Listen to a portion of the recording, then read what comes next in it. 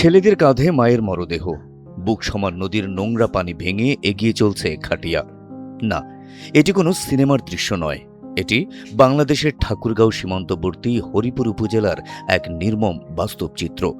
বর্ষায় কারো মৃত্যু হলে এমন অমানবিক আর অসহনীয় পরিস্থিতির সম্মুখীন হন 4 গ্রামের প্রায় 5 শতাধিক পরিবার।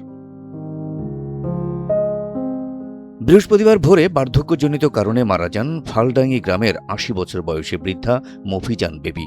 বিকেল 3টায় তার নামাজে জানাজার জন্য বকুয়া ইউনিয়নের রহমান হাফেজিয়া মাদ্রাসা মাঠে নিয়ে যাওয়ার পথ ছিল ঠিক এমনটাই। 2.5 কিলোমিটারের এই পথটুকু পাড়ি দিতে গিয়ে স্বজনদের সইতে হয়েছে অমানবিক কষ্ট।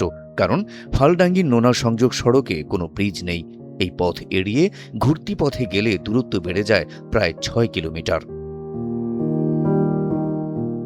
স্বাধীনতা যুদ্ধের পর থেকে এই ভোগান্তিতে দিন কাটছে ফালডাঙ্গি, দস্তমপুর সহ 4 গ্রামের মানুষের।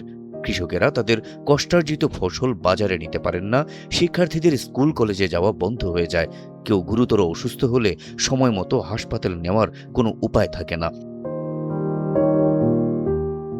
একবিংশ শতাব্দীতে এসেও এখানকার যোগাযোগ ব্যবস্থা যেন মনে করিয়ে দেয় আদিম যুগের কথা। স্থানীয়দের প্রত্যাশা আর কোনো আশার বাণী নয়, এবার ফালডাঙ্গি নোনা সংযোগ সড়কে একটা স্থায়ী ব্রিজ হোক, সড়কগুলো সংস্কার হোক, স্বজনের লাশ নিয়ে কোমর পানিতে নামতে না হোক আর কোনো স্বজনকে।